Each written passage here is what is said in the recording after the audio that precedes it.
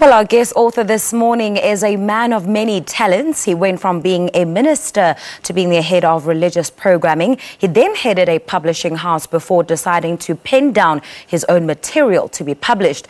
His name is Danny Fourie, and he joins me now from our Seapoint studio to tell us more about his latest book that is titled, How Do You Explain That? In this read, Danny compiled a list of facts that explore and explain everything that we've been curious about and wanted explanations as to how and why they happen when it comes to nature, space and physics. A very good morning to you, Danny, and welcome to Morning Live. Good morning, and thank you for having me. Now, the book, How Do You Explain That, was initially published in Afrikaans and is now published with the English version. Would you please take us through what is compiled in this gem of a book? Yes. Maybe I should say in the beginning that the origin of this book lies with a program of Afrikaans radio, RSG.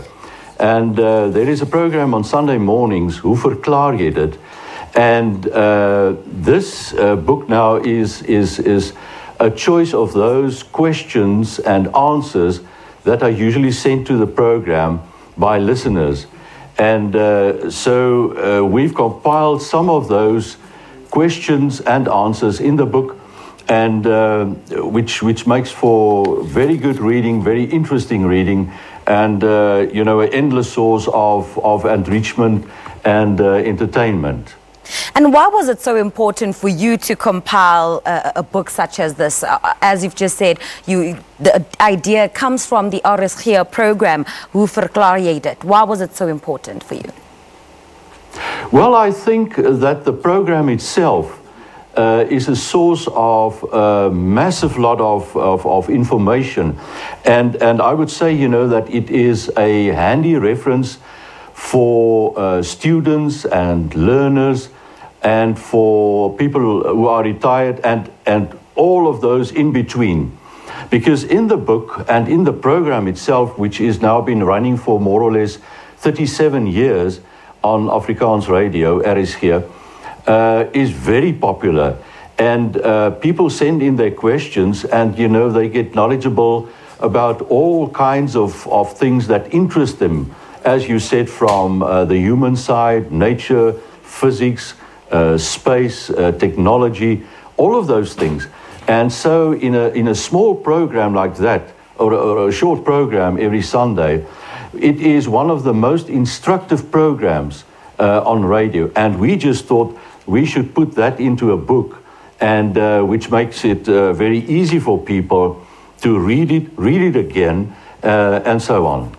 So one can literally become like the naked scientist because you've got all this information at your fingertips. But this book gives us facts about some of the most technical and unexplored things on Earth. What level of research goes into compiling a book like this? Well, the people who are taking part in the program are scientists, well-known scientists in South Africa, and academic gurus, and then people send their questions to these people, to these presenters, and obviously they are, you know, knowledgeable about the question or the subject that they are dealing with. So they do their research or on the question, and then they answer the listener. Now what I do is I go to those programs, I listen to the programs, and I decide, okay, this is a very interesting one. Say, for instance, why do we only see one side of the moon and not the other side of the moon, while the moon is actually turning on its own axle? So, and then I think, well, this could be interesting for people to read, and then I put it in the book. And what I do is I normally transcribe these programs.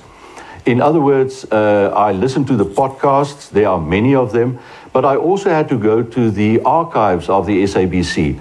And they were then given to me, and I listened through them, I transcribed them, and then I edit them into a compact answer on that specific question.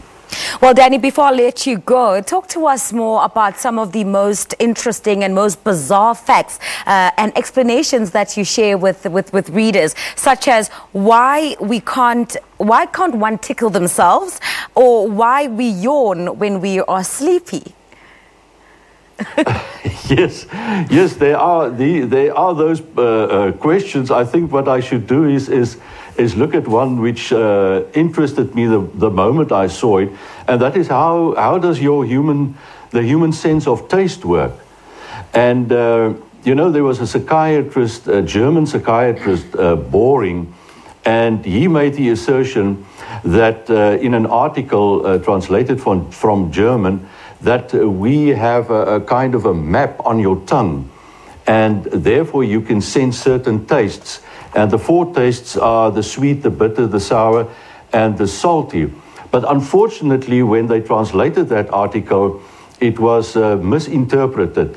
And today, it's in old textbooks, you will still find that thing that we have a sort of a map that you would taste the salty on the left side and the sweet on the right side, and so. But the whole tongue is actually a sensor for those tastes, and which is very interesting. And then there's a 5th one nowadays, a 5th taste, which is called umami, which is a Japanese word, which also exists. So it's very interesting, you know, just on this fact, that all the senses or the taste that we have comes from the tongue, but it's all over the tongue. And there are many of those taste buds that we use to taste any kind of food or whatever. Well, that's certainly interesting. Danny Fourie, thank you very, very much for speaking to us this morning. That is freelance publisher and author Danny Fourie speaking to us a book he compiled titled How Do You Explain That? A read that scratched our curiosity by giving us the facts and answers to some of the unexplainable things we've been wanting answers to.